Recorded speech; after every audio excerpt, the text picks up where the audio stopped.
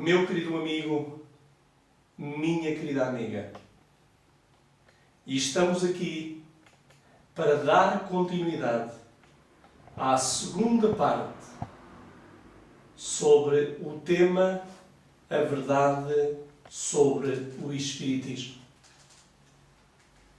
Eu acredito que durante a primeira parte houve muitas interrogações que passaram pela tua cabeça. Muitas coisas surgiram, muitas dúvidas surgiram. Mas eu creio que nesta segunda parte essas respostas te vão ser dadas. Mas para falar de coisas tão sérias, coisas tão terríveis, somente debaixo da proteção de Deus. E é Ele que neste momento suplicamos, a Deus Pai, a Deus Filho, a Deus Espírito.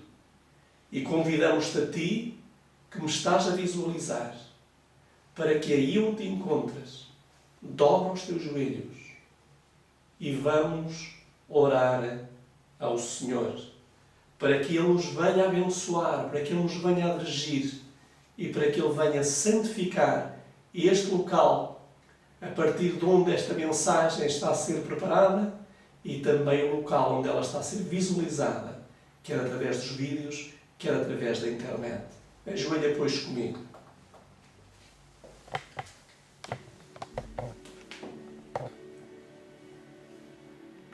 Amoroso Pai que estás nos céus, nosso bom Deus, queremos pedir-te, Senhor, que neste preciso momento, que estamos aqui para a segunda parte desta mensagem, a verdade sobre o Espiritismo, que o Teu Espírito Santo repousa sobre nós.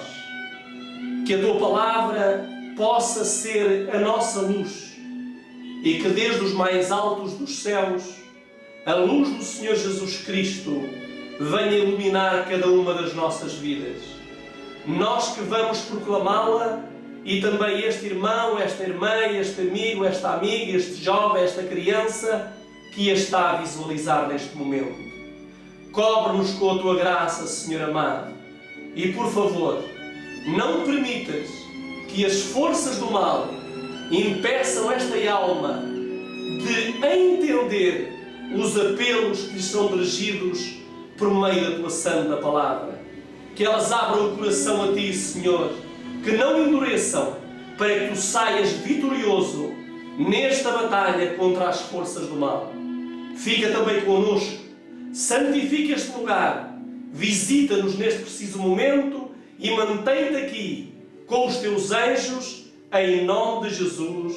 Amém.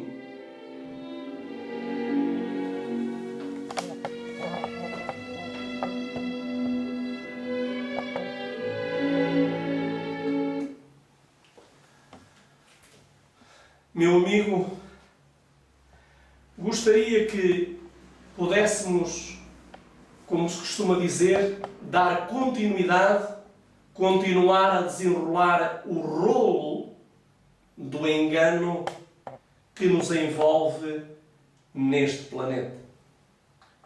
É terrível a forma como Satanás, o diabo, está trabalhando em nosso mundo.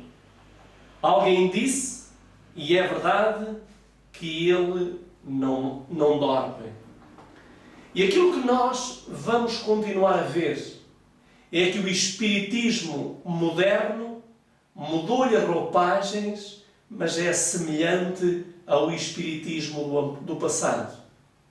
O objetivo dele é enganar e desviar-nos das verdades de Deus.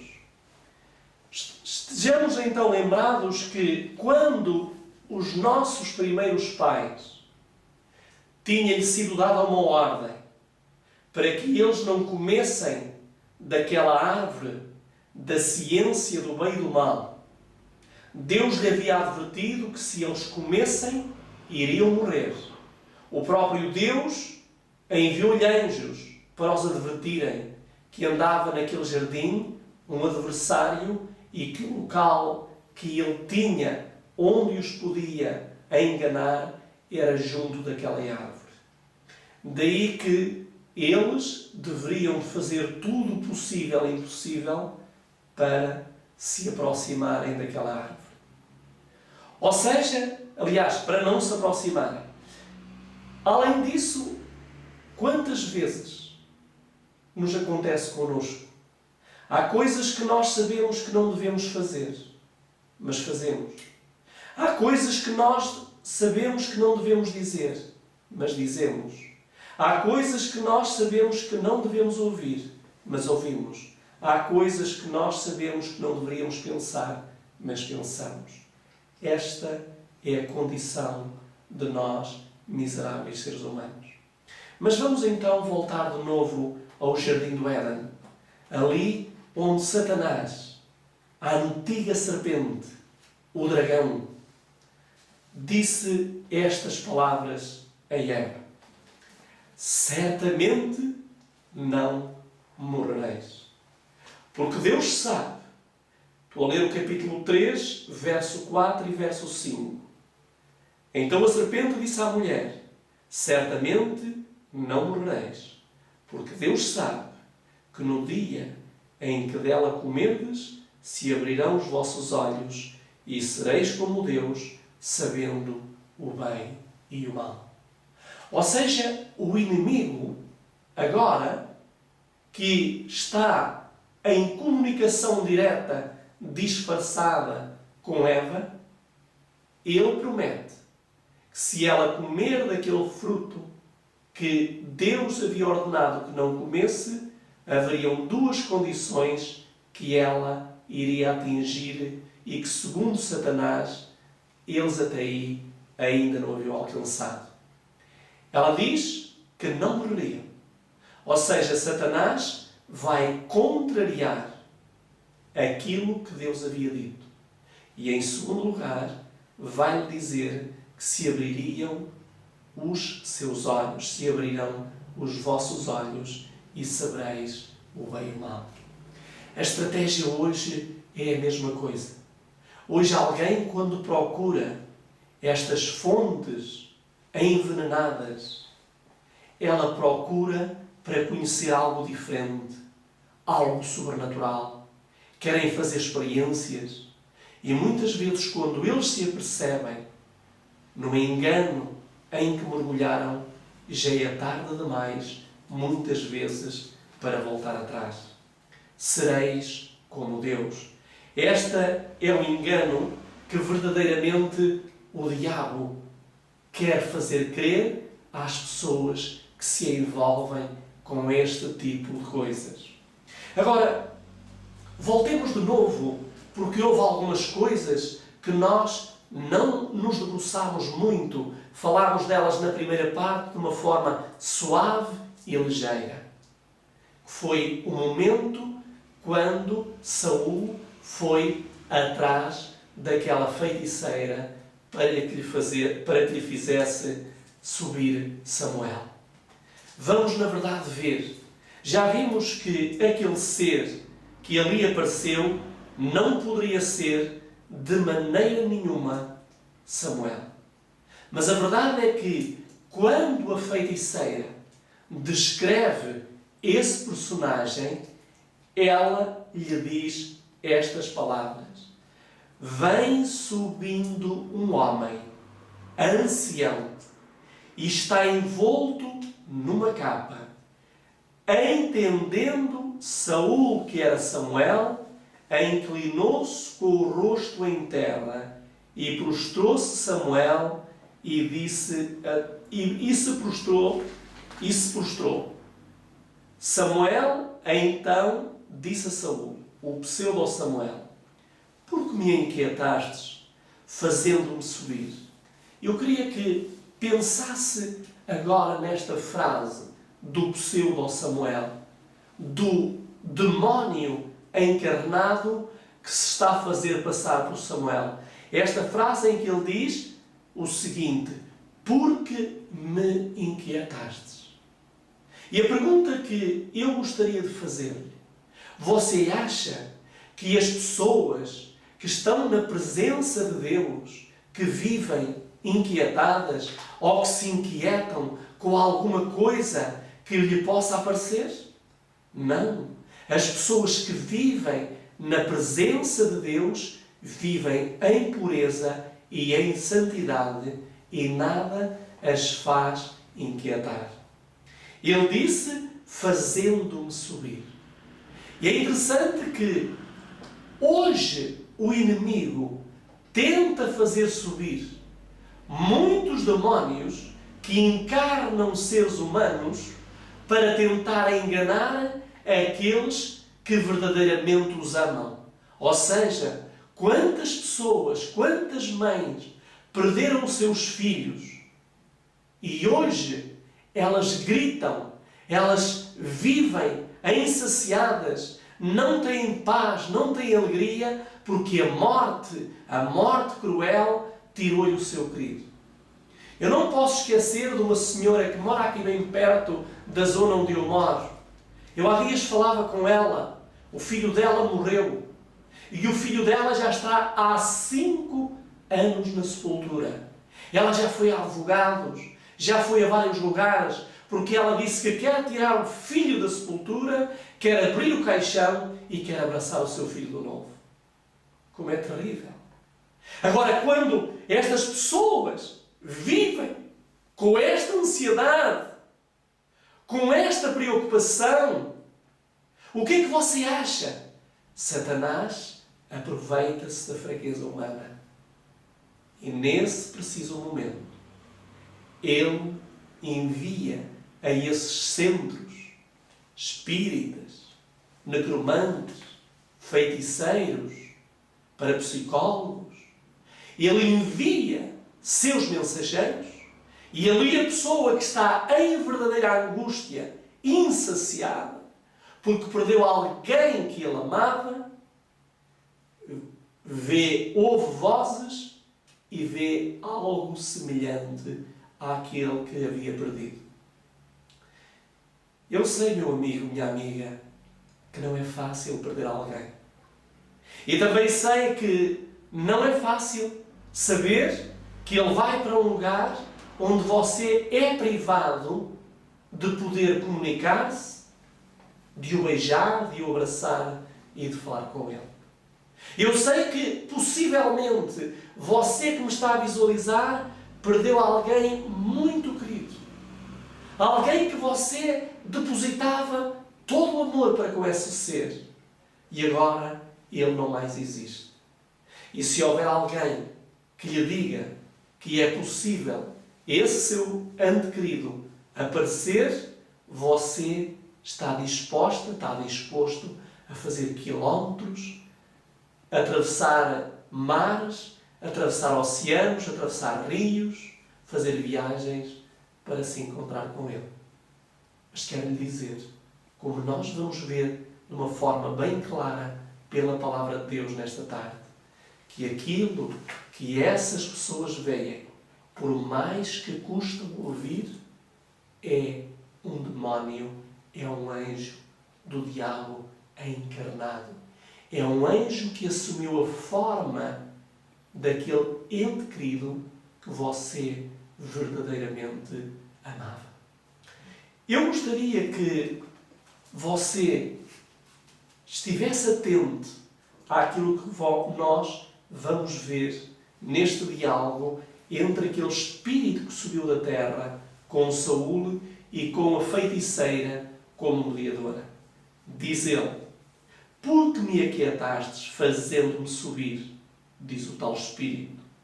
Então disse Saúl: muito angustiado estou, porque os filisteus guerreiam contra mim, e Deus se tem desviado de mim. E não me responde mais, nem pelo ministério dos profetas, nem por sonhos. Por isso te chamei a ti, para que me faças saber o que hei de fazer. Diz que Saúl encontrava-se muito angustiado.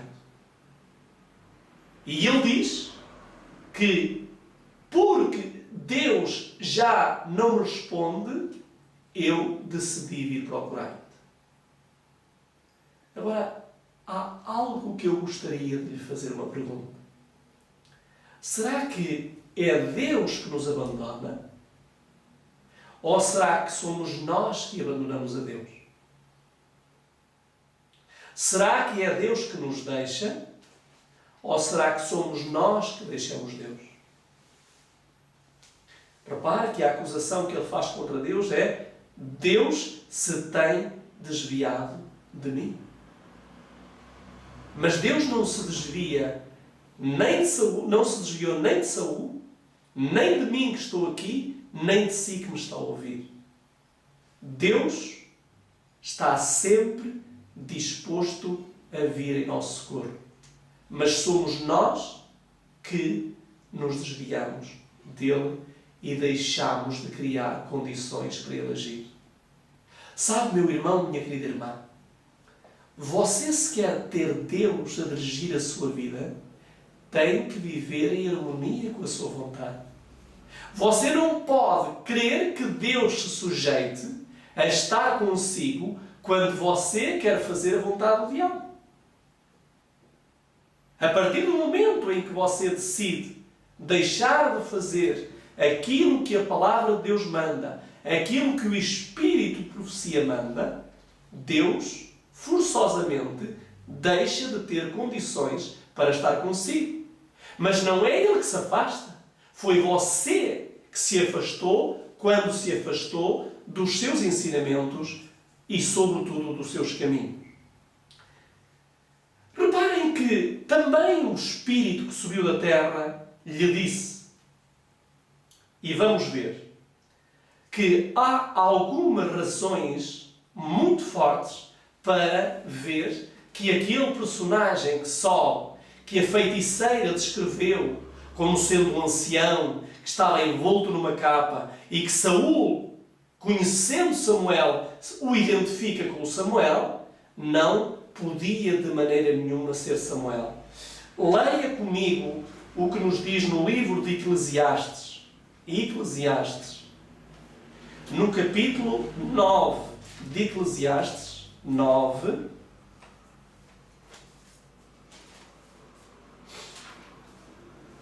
Eclesiastes 9,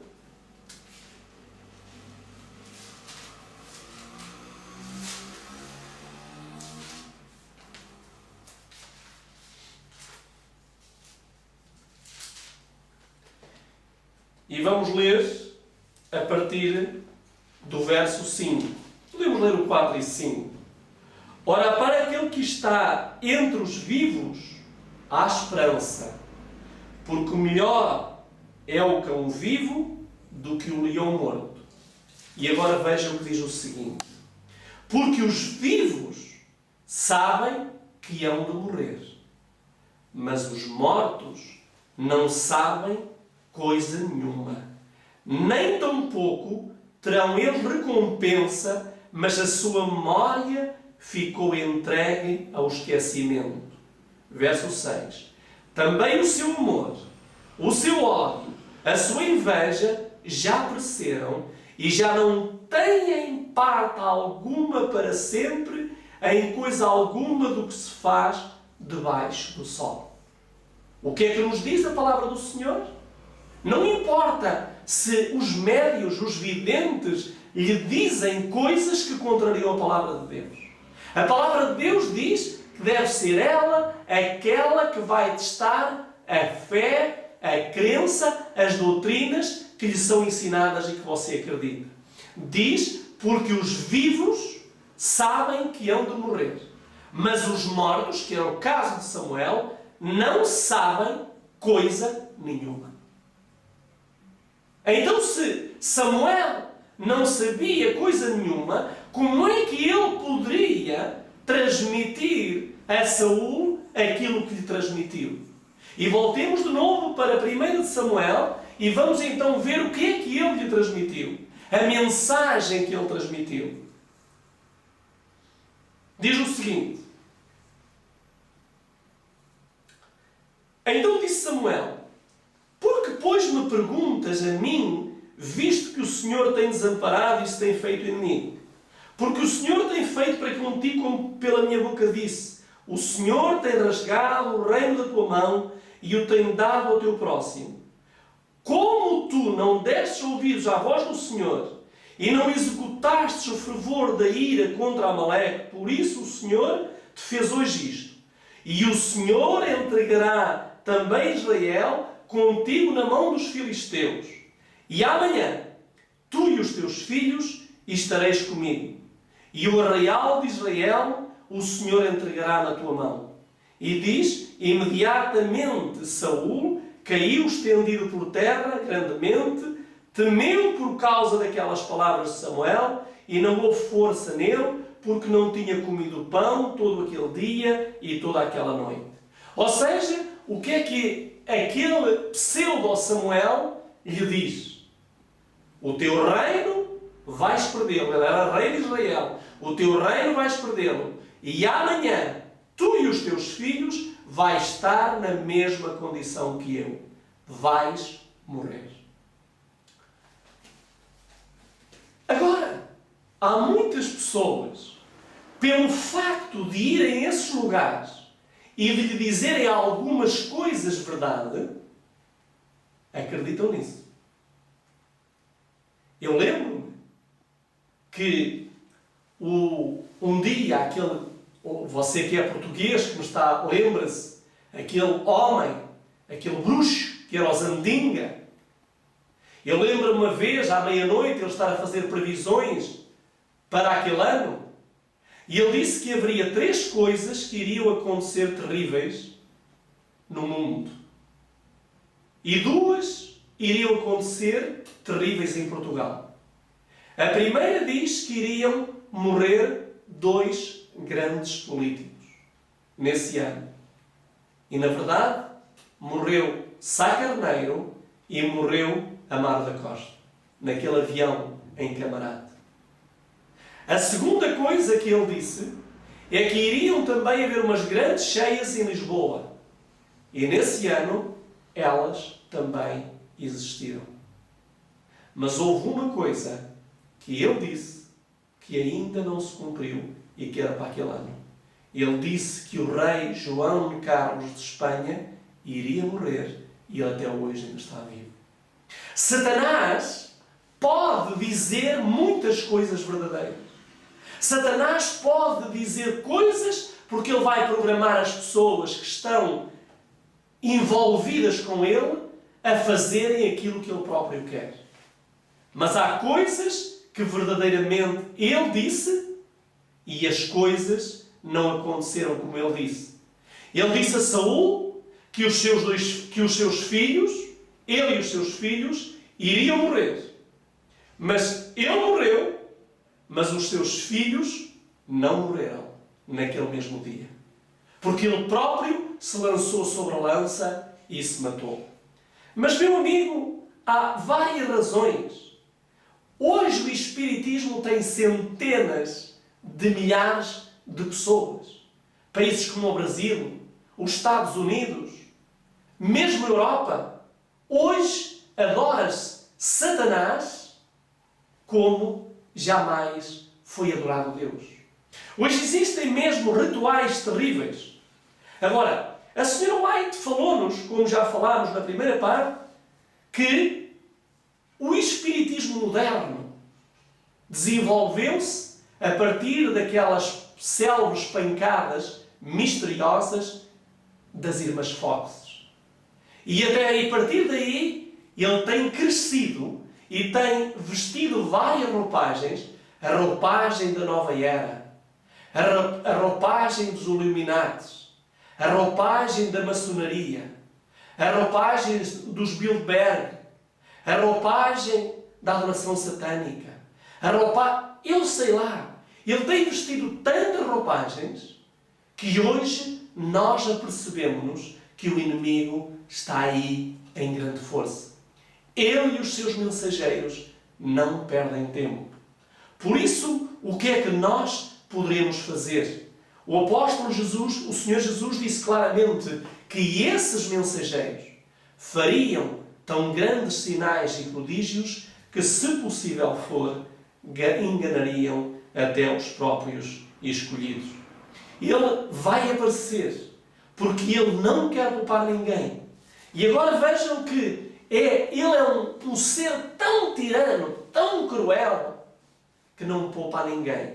E vejam o que é que nos diz em Apocalipse 13, verso 16. Apocalipse 13, verso 16, vejam o que é que Ele vai fazer. Ele não poupa a ninguém.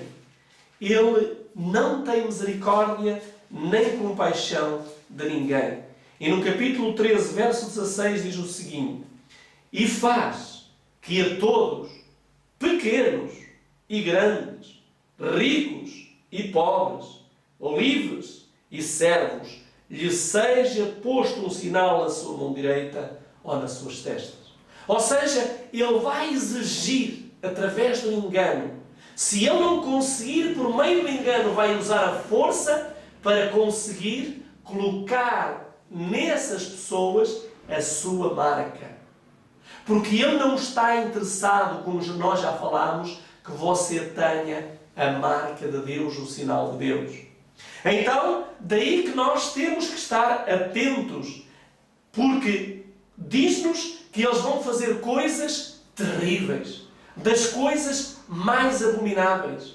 Há dias eu ouvi um documentário e um testemunho também de um homem que foi o segundo maior bruxo do Brasil, conhecido como o Tio Chico, que já morreu.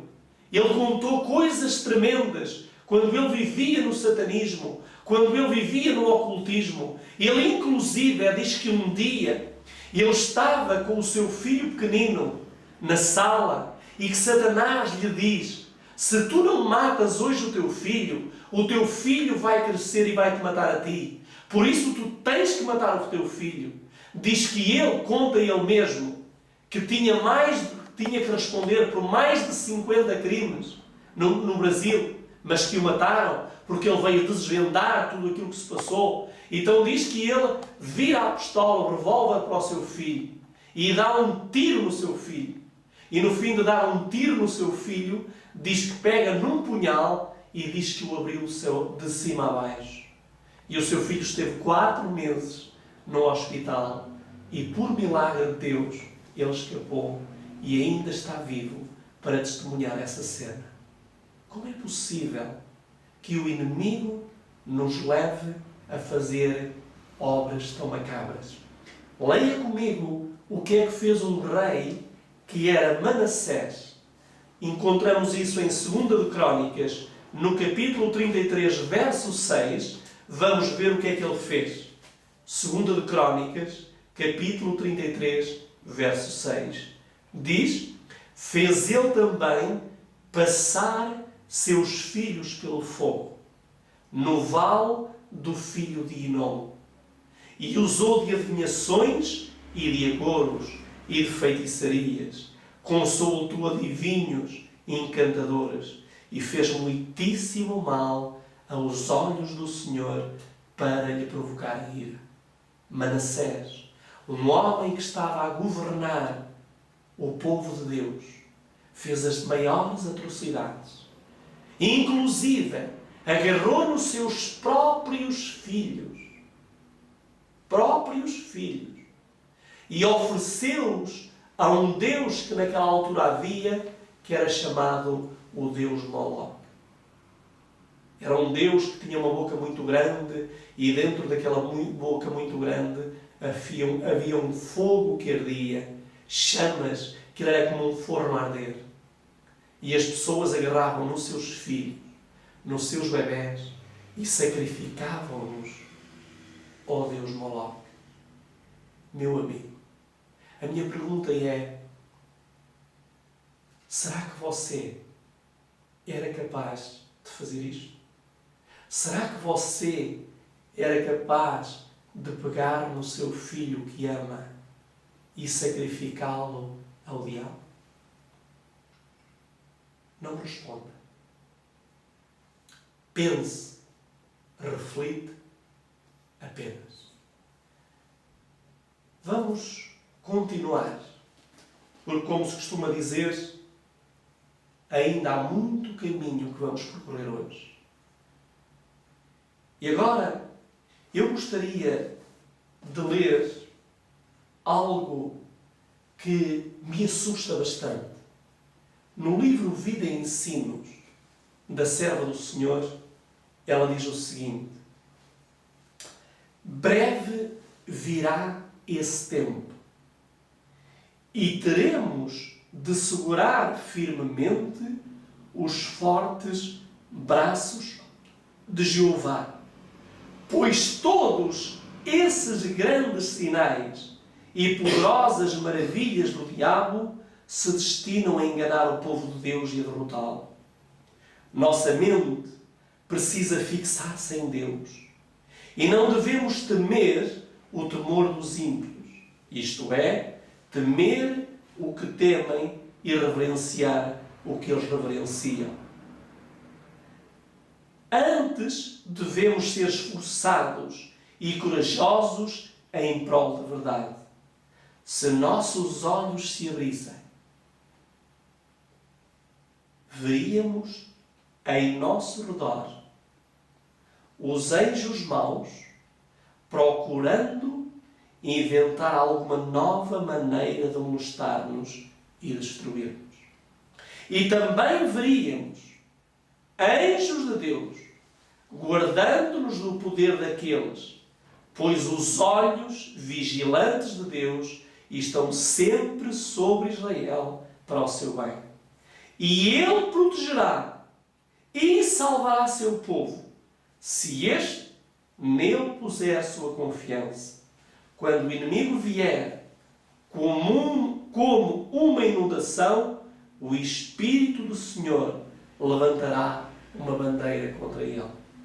Quer isto dizer que se os nossos olhos se abrissem, neste momento, como diz a serva do Senhor, se nossos olhos se abrissem, veríamos em nosso redor anjos maus procurando inventar alguma nova maneira de molestar-nos e destruir-nos. E coisas tão terríveis ele tem inventado. Eu gostaria de falar-lhe um pouco sobre algo que você conhece tão bem como eu conheço as minhas mãos. Vou-lhe falar nos livros mais lidos e mais vendidos no mundo. Vá a uma livraria, a uma papelaria, e você veja quais são os livros que estão expostos nas montras. Você veja quais são os livros que são mais vendidos. E eu tenho aqui, através de um estudo que fiz pela internet, tenho aqui os livros os 10 mais vendidos no mundo até hoje. Como não poderia deixar de ser, e pela graça de Deus, porque Deus está ao leme, a Bíblia aparece em primeiro lugar. É o livro mais vendido. Agora, pelo facto de ser o livro mais vendido, pode não ser o livro mais lido.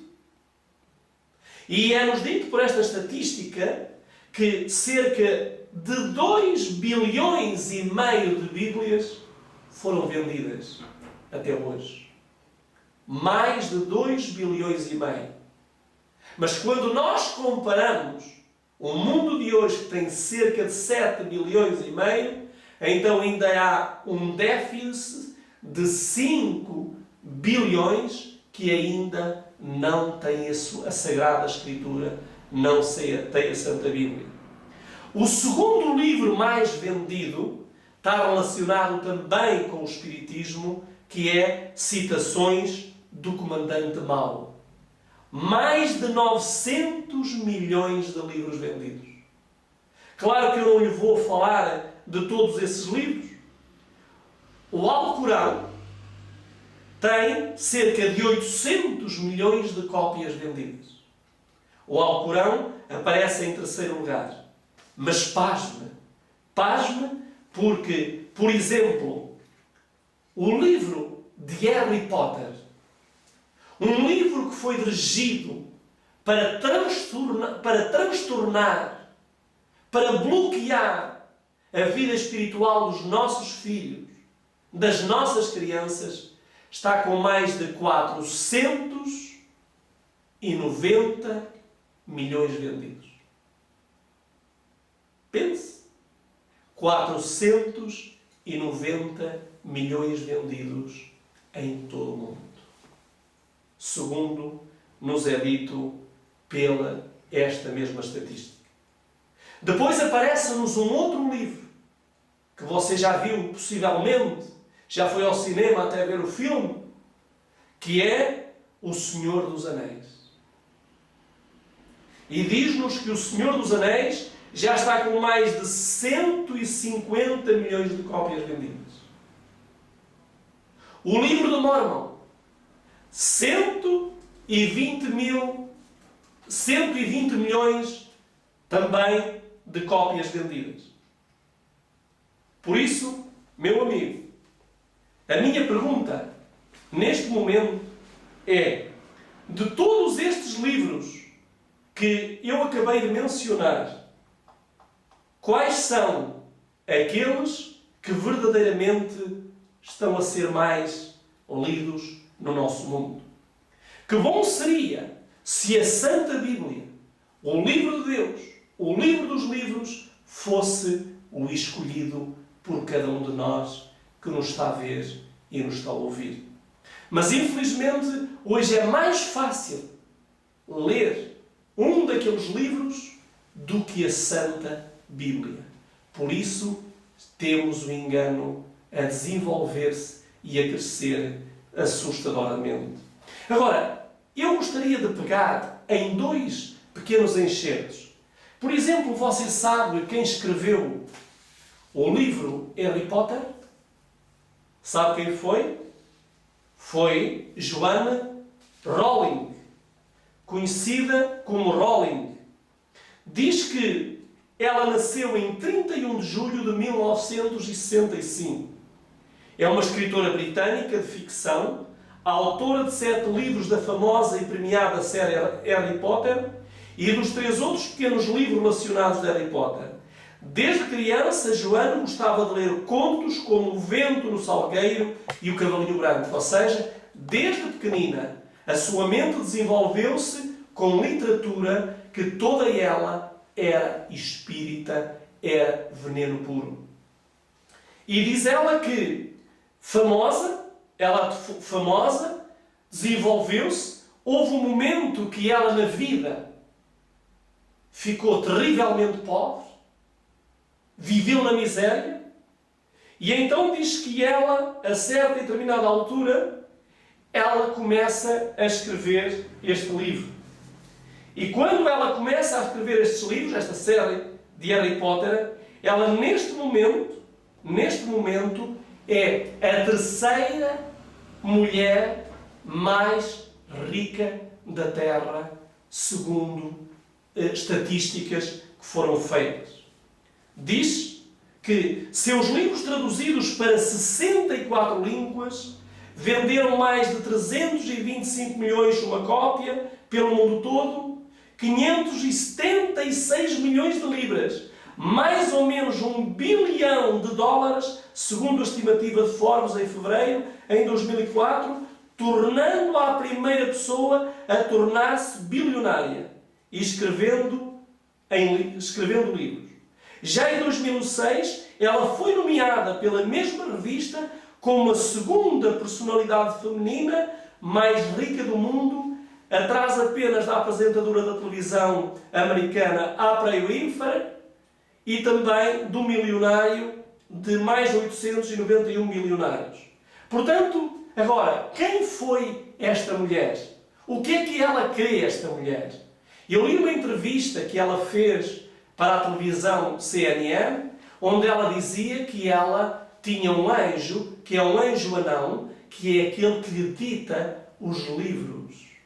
Ela escreve somente aquilo que aquele anjo anão que a visita, que ela chama o seu amado, ela escreve somente aquilo que lhe dita. E agora eu pergunto, uma mulher que estava na miséria e que de um momento para o outro a escrever histórias de ficção, eu pergunto que poder é que está detrás desses livros. Olhe para crianças. Houve uma criança no Algarve há algum tempo atrás que, havendo acabado de ver uma série de filmes do Harry Potter, diz que ele lança-se da janela do quarto andar para baixo, pensando que realmente também aquela cena que ele havia visto iria acontecer com ele, e acabou por matar-se, acabou por morrer. Meu amigo, o que é que os nossos filhos estão a ver? Mas além disso, há um outro livro. Enquanto o Harry Potter, Satanás preparou especificamente para os jovens, para as crianças, para destruir as crianças, há um outro livro que também está a ser lido por milhões e milhões de pessoas, que foi preparado para destruir a mente humana. Esse livro, depois de ser traduzido para 15 idiomas, vendeu mais de 7 milhões e meio de exemplares. Notabilizou-se o maior fenómeno editorial do ano. Num ano, aquele livro, quando apareceu, foi incrível. Toda a gente procurava esse livro. E este livro, como você certamente já ouviu nas livrarias e papelarias, é O Segredo, da Rhonda Byrne. É mais um. É mais um que foi lançado pelo inimigo para quê? Para que verdadeiramente milhões e milhões de mentes angustiadas, de mentes aflitas, venham a ser enganadas. Satanás não perdoa, nem a crianças, nem a adultos.